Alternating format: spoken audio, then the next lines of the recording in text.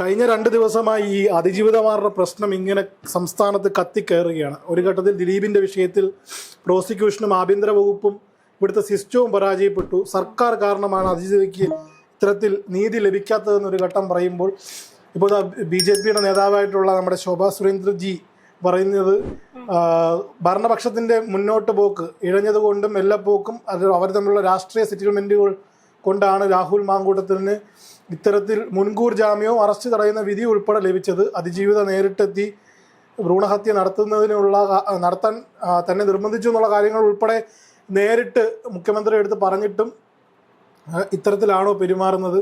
ആഭ്യന്തര വകുപ്പും പിണറായി വിജയനും ഒന്നിനും കൊള്ളാത്ത സാഹചര്യമാണെന്നാണ് പറയുന്നത്. പറഞ്ഞു വരുമ്പോൾ രാഹുൽ മാങ്കൂട്ടം പിഴച്ചു പോയതിന് പിന്നിൽ ആഭ്യന്തരമാണെന്ന രീതിയിലാണ് ശോഭ ചേച്ചി പറയുന്നത്. അപ്പോൾ അതിനകത്തിലെ ഒരു പ്രധാന പങ്കെന്ന് പറഞ്ഞാൽ എനിക്ക് തോന്നുന്നു രാഹുൽ മാങ്കൂട്ടത്തിന് 2 കേസിലും ജാമ്യം കിട്ടിയതുമായി ബന്ധപ്പെട്ടായിരിക്കും ശോഭാ സുരേന്ദ്രൻ ഇപ്പോൾ മാധ്യമങ്ങളെ കണ്ടിട്ടുണ്ടാവുക. അപ്പോൾ 2 കേസിലും ജാമ്യം കിട്ടാൻ ഉണ്ടായ സാഹചര്യത്തിൽ തെളിവുകളില്ല, അല്ലെങ്കിൽ ഇയാൾ കുറ്റാരോപിതനായതുകൊണ്ട് നമുക്ക് ജാമ്യത്തിൽ വിടാനുള്ള ഒരു സാഹചര്യം മാത്രമേ ഉള്ളൂ. അങ്ങനെയാണ് രാഹുൽ മാങ്കൂട്ടം പുറത്തു പോയിരിക്കുന്നത്. അപ്പോൾ പറഞ്ഞു വരുമ്പോൾ ആഭ്യന്തരത്തിന്റെ പോലീസാണ്, പോലീസിന്റെ കഴിവില്ലായ്മ കൊണ്ട് കൃത്യമായി തെളിവുകൾ ഹാജരാക്കാൻ പറ്റാത്തത് കൊണ്ടാണ് രാഹുൽ മാങ്കൂട്ടം പുറത്തു പോകുമ്പോൾ അല്ലെങ്കിൽ പുറത്തിറങ്ങി ഇങ്ങനെ നടക്കാൻ പറ്റുന്ന സാഹചര്യം ഉണ്ടാക്കുക. അപ്പോൾ കോൺഗ്രസിനല്ല പ്രശ്നം. പറഞ്ഞു വരുമ്പോ പിണറായി വിജയനാണ് രാഹുൽ മാങ്കൂട്ടത്തിനെ രക്ഷിച്ചു. അപ്പോഴും ഒരു ചോദ്യമില്ലേ, ആദ്യഘട്ടത്തിൽ തന്നെ പരാതി എടുക്കുന്നു, കൃത്യമായ രീതിയിൽ പെട്ടെന്ന് തന്നെ കാര്യങ്ങൾ നീക്കുന്നു, ലുക്കൌട്ട് നോട്ടീസ് ഇറക്കുന്നു, അതിജീവിതയുടെ മൊഴിയെടുക്കുന്നു.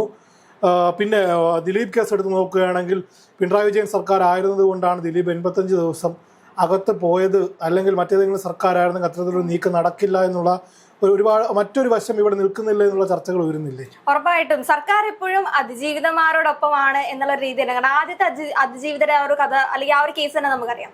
അതിനകത്തിൽ VD സതീഷിനെ അച്ഛനെ പോലെ കണ്ടു, അല്ലെങ്കിൽ ആ രീതിയിലൊക്കെ സംസാരിക്കാൻ നമ്മൾ കേട്ടിട്ടുണ്ടായിരുന്നു. പക്ഷെ എന്നിട്ടും ആ അച്ഛന്റെ അടുത്തേക്കല്ല പരാതി എത്തിയത്.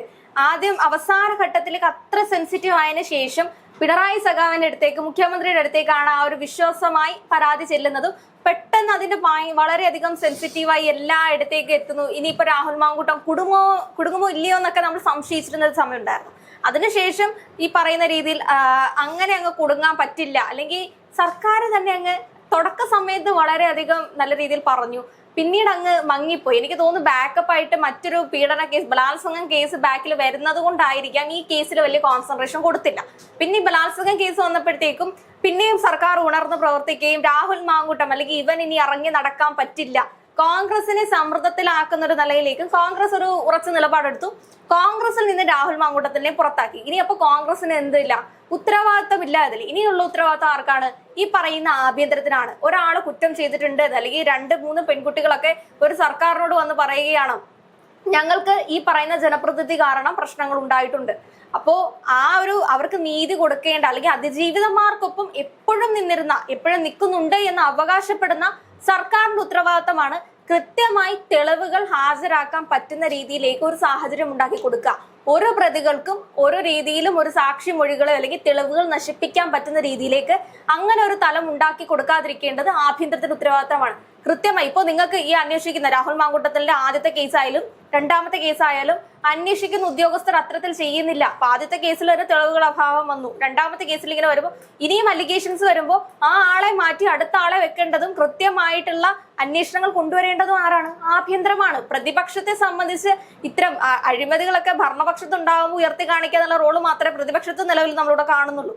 ഇങ്ങനത്തെ കേസുകൾ വരുമ്പോൾ ആരാണ് കൃത്യമായിട്ട്? ഇനിയിപ്പോ ഈ കേസുകളൊന്നും നടക്കുന്നില്ല. നേരത്തെ സിദ്ധാർത്ഥന്റെ ഒരു കേസ് ഉണ്ടായിരുന്നല്ലോ, സിദ്ധാർത്ഥൻ മരിക്കുന്ന ആ ഒരു സാഹചര്യം ഉണ്ടായ സമയത്ത് കൂടുതലായിട്ട് ആവശ്യപ്പെട്ടതാണ് ക്രൈം ബ്രാഞ്ചിന്റെ അന്വേഷണം വരണം, അല്ലെങ്കിൽ CBI വരണം. ഇതൊക്കെ കുടുംബാംഗങ്ങൾ ഇങ്ങനെ അതെ ഇതിങ്ങനെ പറഞ്ഞുകൊണ്ടിരിക്കുമ്പോൾ സർക്കാർ എന്താ പറഞ്ഞത്? നിലവിൽ ഇവിടുത്തെ കേസ് നല്ല രീതിയിലാണ് മുന്നോട്ട് പോകുന്നത്, പ്രശ്നങ്ങളൊന്നുമില്ല, ആ കുടുംബത്തിന് സാറ്റിസ്ഫാക്ഷൻ ഇല്ല, ഇവിടെ കൃത്യമായി അന്വേഷണം നടക്കുന്നില്ല എന്ന് ആ കുടുംബം പറയുമ്പോഴും സർക്കാർ പറയുന്നത് അന്വേഷണം നല്ല രീതിയിലാണ് നടക്കുന്നത്, സുതാര്യമായാണ് നടക്കുന്നത്, ഇതാണ് സത്യാവസ്ഥ, അത് അവർക്ക് അംഗീകരിക്കാൻ പറ്റാത്തതിന്റെ പ്രശ്നമാണ് എന്ന്. അപ്പോ ശോഭ ചേച്ചി പറയുന്നതോട് നമുക്ക്, അല്ലെങ്കിൽ ശോഭ സുരേന്ദ്രൻ പറയുന്നതോട് നമുക്ക് അംഗീകരിച്ചേ പറ്റുള്ളൂ. ഈ അല്ല, ആദ്യഘട്ടം തൊട്ടിലെ BJP ഇത്തരത്തിലൊരു ആരോപണം ഉന്നയിക്കുന്നുണ്ട്. അതായത് BJP പറയുന്നു UDF-ഉം LDF-ഉം ഇതുമായി ബന്ധപ്പെട്ടൊരു രാഷ്ട്രീയപരമായ സെറ്റിൽമെന്റിലേക്ക് പോകുന്നു എന്ന് പറയുന്നത്. ആദ്യം പറയുന്നത് ശോഭാ സുരേന്ദ്രൻ എന്നല്ല, പാലക്കാടിന്റെ ജില്ലാ അധ്യക്ഷനായിട്ടുള്ള പുള്ളിയുടെ പേരെന്തായിരുന്നു, പ്രശാന്ത് ശിവനാണ് ഇത്തരത്തിൽ പറഞ്ഞത്.